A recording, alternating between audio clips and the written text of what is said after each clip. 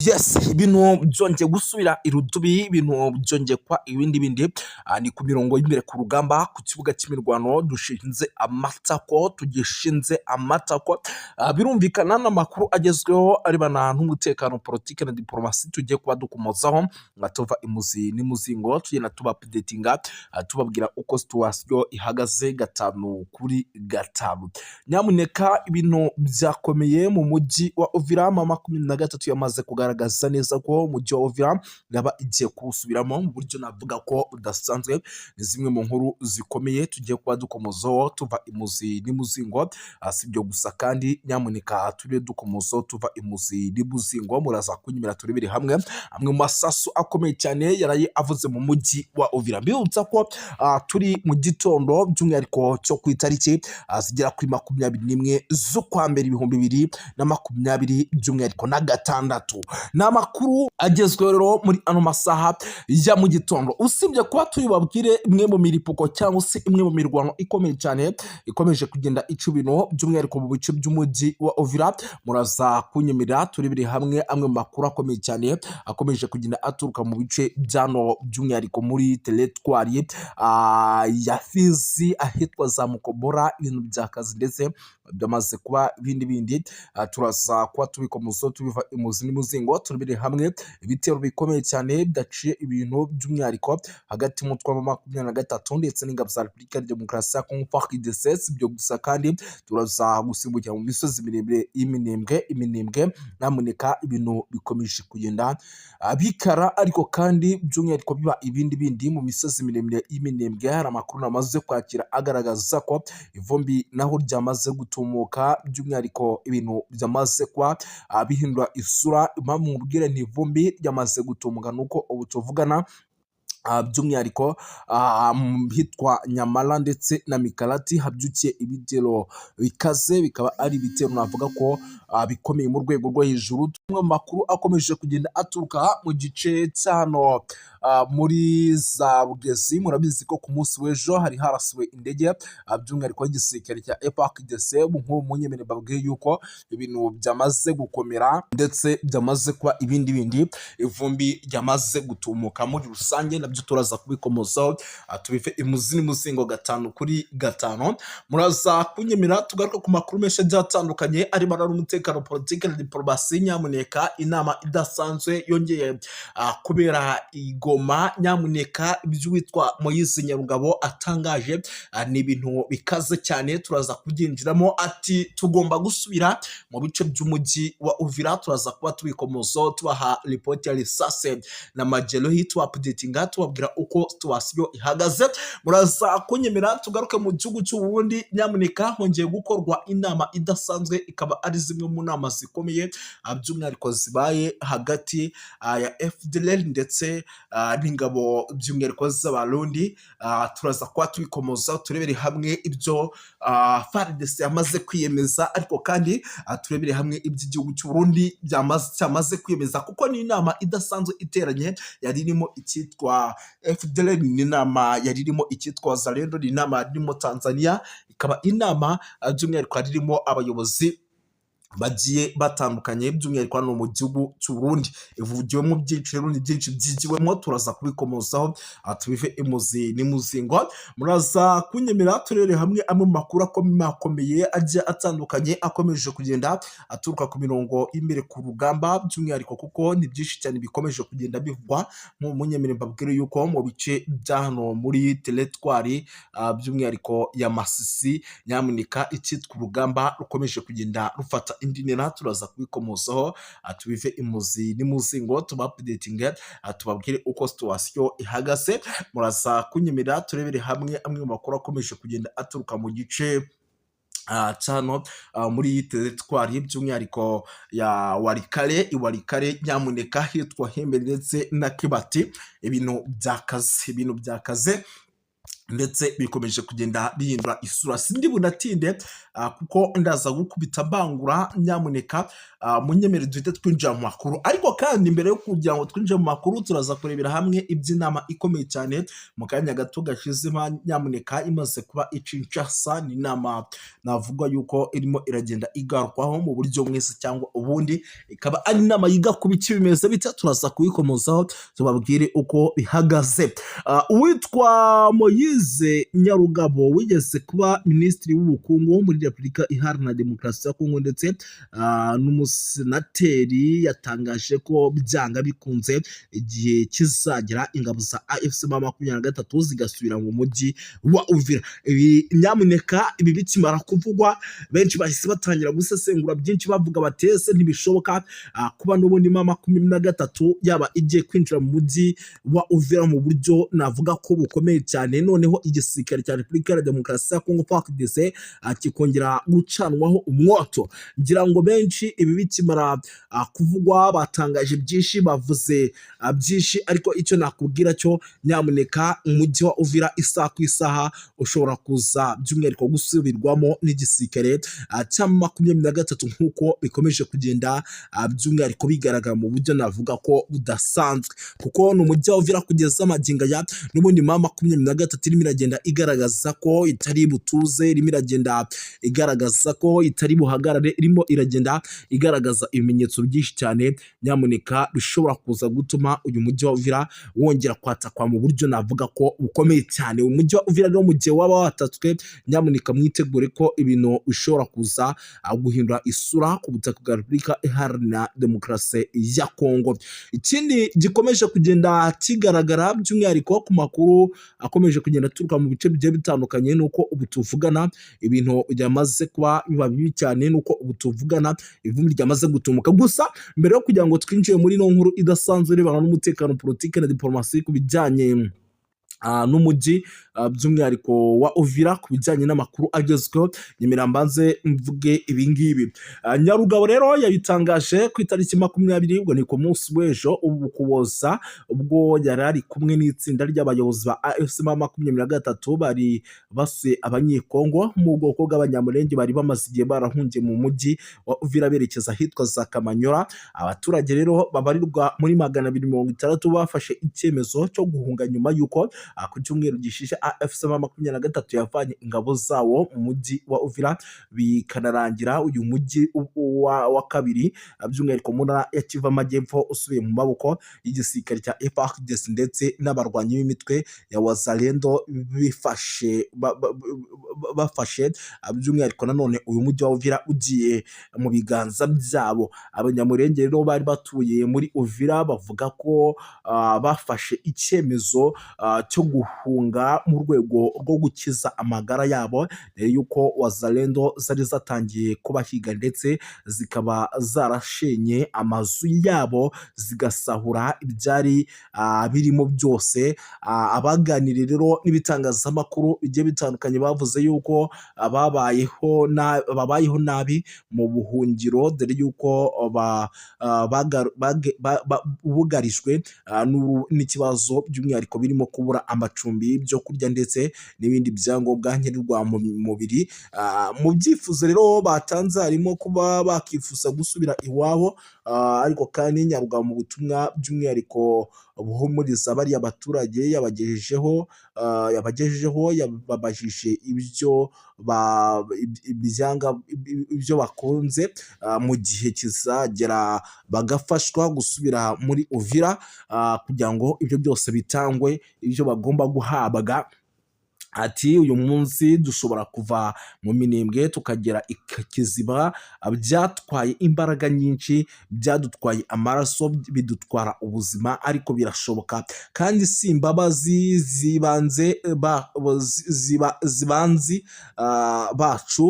z'abanzi bacu nta Uvira ntituzagerageza ngo tuve ku izima tuzasubira mu mujyi wa Uvira, by'umwihariko mu buryo bukomeye cyane kandi ntazo FARDC ntabwo tuzayigishyiramo imiyaga mu gihe izaba yarakoze ibikorwa byose by'ubugizi bwa nabi, koko nicyo duharanira ko abaturage bakongera bagatuza.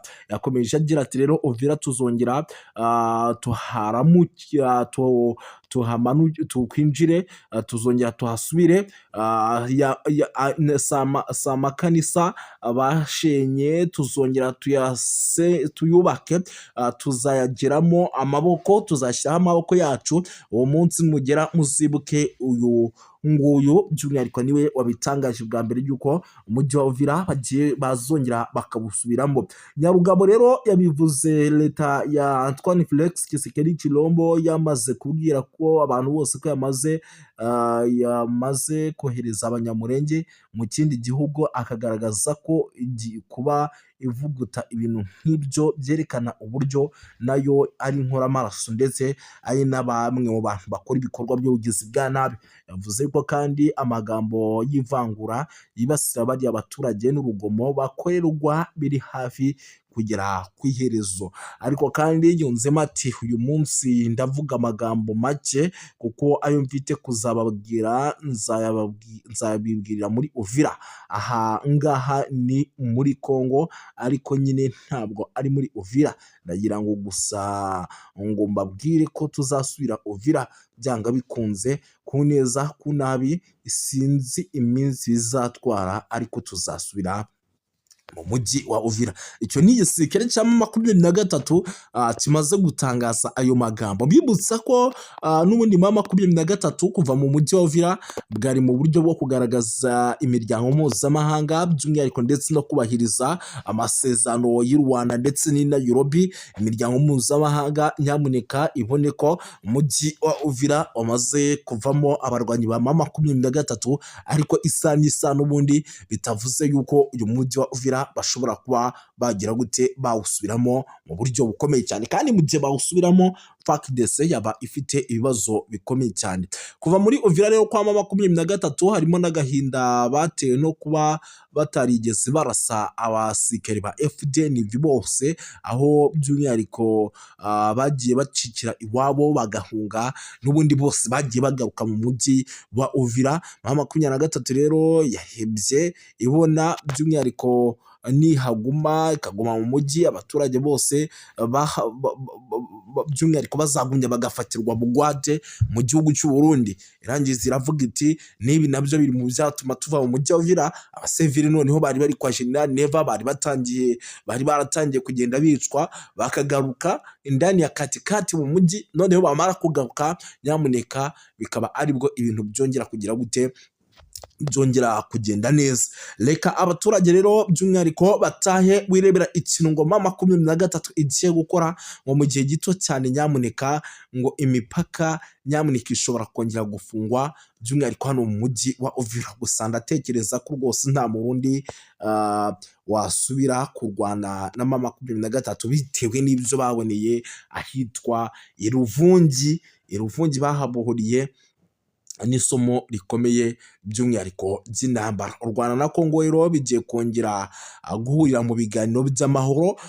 U Rwanda na Repubulika Iharanira Demokarasi ya Kongo bigiye kongera guhurira mu biganiro by'amahoro bigamije gushimangira amahoro n'umutekano mu karere k'ibiyaga bigari. Ayo niyo makuru namaze kuba nakira ndetse yamaze kugenda acicikana ku maresources yagiye atandukanye. Aha rero harimo haribazwa byinshi, ese mu gihe u Rwanda na Kongo iraza kuba bihuye, nyamuneka aho umuriro ntago ushobora kuba ugiye kwaka, ivumbi ntago rishobora kuba rigiye gutumuka, kuko ubu tuvugana rwose igihugu cy'u Rwanda ndetse na Repubulika Iharanira Demokarasi ya Kongo nyamuneka ni kimwe mu bihugu kugeza magingaya bitari kumvikana habe na bandi, kimwe mu bihugu kugeza magingaya nyamuneka biri kurebana ayingwe mu buryo navuga ko budasanzwe ku rwego rwo hejuru. Rero bakavuga bati bishobora kuba ibintu bigiye kuba byahindura isura mu buryo navuga ko budasanzwe, by'umwihariko mu gihe u Rwanda na Kongo bishobora kuba byakongera guhurira muri Leta Zunze Ubumwe za Amerika bagasinya ibiganiro by'amahoro, bagasinya by'umwihariko ibiganiro by'amahoro, noneho ibintu bikongera by'umwihariko gusubira mu cyitwa uburyo, cyangwa ibintu bikongera gusubira ahantu hazima. Ntabwo ndi butinde, reka mpite ngaruka gato ku yandi makuru. Undi muvandimwe wa Corneille Nangaa arafunzwe, ni amakuru atugezeho, turavuga tuti natwe reka tuyabagezeho mu buryo navuga ko budasanzwe. Umuvandimwe wa Corneille Nangaa uyobora AFC M23 witwa Didier, ni umwe mu bantu bashya bo mu muryango we bakurikiranweho n'ubutabera bwa Repubulika ya Demokarasi ya Kongo, bamaze ndetse no gucakirwa. Umuryango wa Corneille Nangaa ku cyumweru watangaje ko Didier Nangaa ufite ikigo cya General Mining Corporation cyangwa se mu magambo ahinnye GMC gicukura amabuye y'agaciro, amaze icyumweru afungiwe mu biro by'urwego rw'iperereza by'umwihariko muri Hawiti. Undi muvandimwe rero by'umwihariko Baseane Nangaa ufungiwe muri gereza ya Ndoro nyuma yo gukatirwa mu mwaka wa 2024, uyu nawe aracyarimo. Bivugwa yuko rero Didier Nangaa akurikiranyweho ibikorwa bifitanye isano n'ubucuruzi n'ubucukuzi bw'amabuye y'agaciro mu buryo butemewe. Amakuru rero anatangazwa na RFA avuga ko benshi muri abo banyamuryango ba Corneille Nangaa bari mu buhungiro mu gihe abandi bafunzwe. Didier rero Ariane Nangaa yari yarigeze guhamagazwa inshuro nyinshi n'inzego z'umutekano, nibura abantu 3 bo mu muryango wa Corneille Nangaa cyangwa hafi ye 4 kugeza ubu bakatiwe igihano cy'urupfu, barimo umugore we Yvette Rubanda na Zinda uri mu buhungiro, muramu we Fabrice Robala Ntwari na Brenda Mukongwa Nganga. Bivugwa ko rero umukuru w'ibiro bya Nangaa, mukuru we Christophe Nangaa nawe wari guverineri ya Haiti Yule, we yari mu buhungiro ahitwa za Dubai. Ibi rero ngo ni bimwe mu bintu bikomeje kugaragaza yuko leta ya Tshisekedi nyamuneka ikomeje kugenda ifunga abantu benshi, ndetse muri aba bantu ikomeje gufunga hakaba harimo by'umwihariko n'abikomeje gufunga by'umwihariko batazwi mu bijyanye na politike, mbega ikabafunga ariko ibahimukiye mu buryo navuga ko budasobanutse. Ibi byakomeje kugenda by'umwihariko bivugwa cyane, ariko nanjye ndavuga ati nyamuneka ibintu ndaza kugenda mbibagezaho 5 kuri 5 mu buryo navuga ko udasanzwe. Ikindi gikomeje kugenda kigaragara kugeza magingo aya,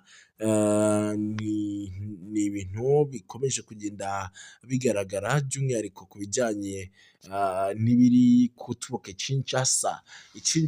Hari amakuru by'umwihariko akaze cyane, kuko muri Repubulika ya Demokarasi ya Kongo urukiko rukuru rwa gisirikare rwemeje gukomeza urubanza rwa Lieutenant General Philemon Iyave. Urukiko rukuru rero rwa gisirikare muri Repubulika ya Demokarasi ya Kongo by'umwihariko byakozwe ku munsi w'ejo, ni icyemezo cyarwo kubyitambika byari byaratanzwe n'abunganizi barimo Lieutenant General Philemon Iyave Ilunga, wahoze ari umuyobozi rero w'agace ka 3 k'ikigo cy'igihugu troisième zone defense, nyuma yo gusuzuma inyandiko rero imwe rukumbi yatanzwe n'uruhande